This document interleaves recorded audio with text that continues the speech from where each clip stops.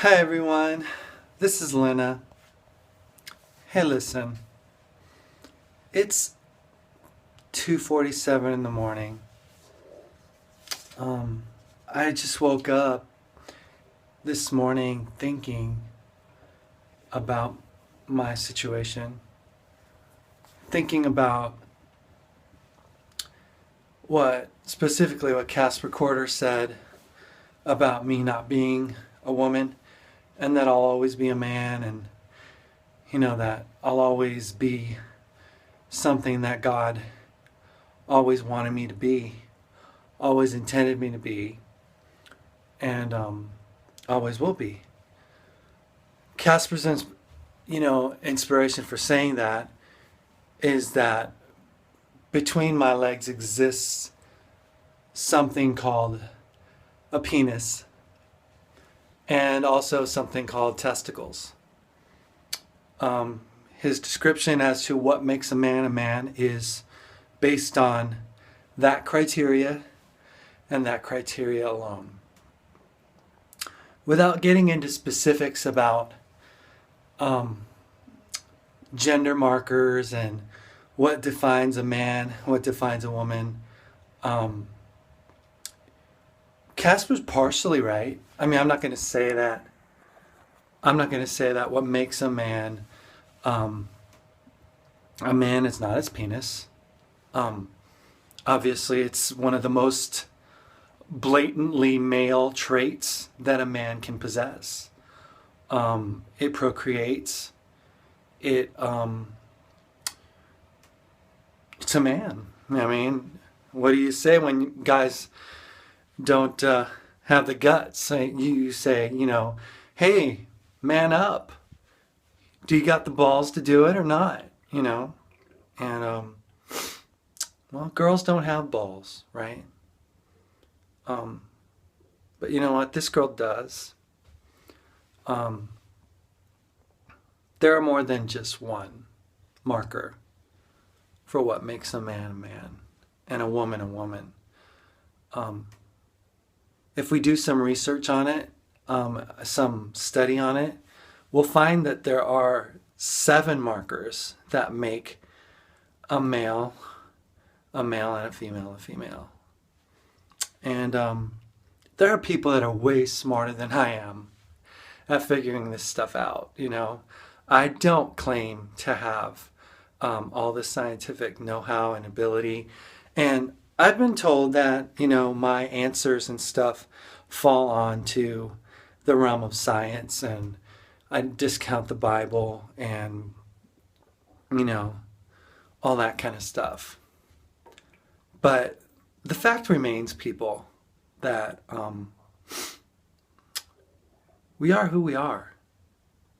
And inside our hearts, we know who God made us to be. And in my particular case, I know that I'm a woman. And I know that I always will be. And it doesn't matter what people say, what's between my legs, what I have going on with my face, with facial hair, with a more masculine nose.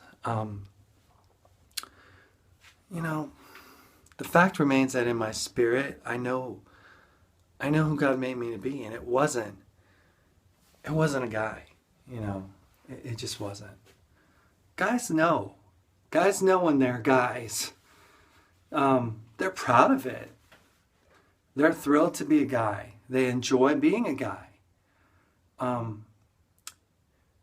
We who are transgender feel like we were put in the wrong body.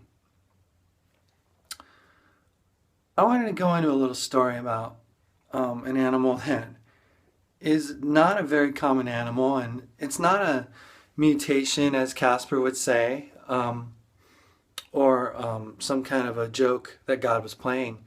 This animal is a real animal, and it's not, it's not like a dog or a cat, common.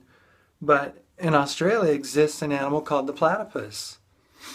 And the platypus, it is a unique and special creature that God made and designed from the foundations of the world. Yeah. This animal is really unique in that it has webbed feet like an amphibian, has traits of a mammal, is a mammal, classified as a mammal, but lays eggs. Mammals aren't supposed to lay eggs. Birds are supposed to lay eggs. Mammals aren't supposed to have webbed feet, but this mammal does. So, you're saying, Casper, you're saying, well, a duck's a duck, and a horse is a horse, and an ass is an ass. And, if you cross an ass and a horse together, you get a certain type of animal, you get a donkey, or whatever. And whereas that's true, but why don't you explain to me why God made the platypus? If not to signify to people everywhere, to state that I, God, am a God who designs unique things. And I, God, make things beautiful that are not common. So, I don't know. Explain the platypus and you can explain a lot of things. But, as a transgender person, I kind of take sides with that animal because I have testicles, which denies me the ability to have ovaries.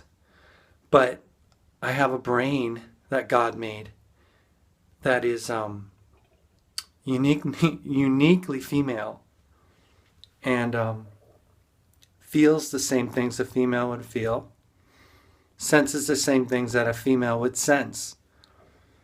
Females know when they're around females. And when a transgender person is around a genetic female, there's a kindred bond that forms. I have a friend named Noreen, and there's a bond there. Although I don't know her really, really well, once I told her that I was transgender, there was just like this, I knew it. There's something about you. I just could tell, And I just smiled so deeply and so warmly that I was like, you know what? This is a sister that I never had. This is a person that I can totally relate to, that on a personal level, and it's not emotional just, it's on a spirit level. Because, honestly, I believe that in eternity, God will reveal that I indeed was a feminine spirit. And whereas I had a male face, traits, I was still a woman made by God, just like the platypus was specifically placed here by God. So, Casper, when you make these assumptions and you say things that really are quite, common, honestly, and understood by the church in general, to state that, men are men and women are women, and you can't cross the two, and the two are not divided. The two are divided equally into distinct and separate categories.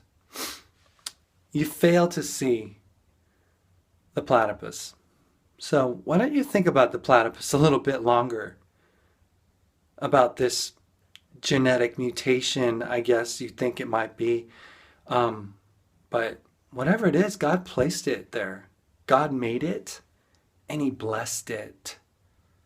And He called it good. He called it wonderful and beautiful. So all of you transgender women out there, rest in the fact that you are created by your God, a unique and beautiful creature, and don't regret it. Don't regret it. This is Lynna. Till next time. Bye.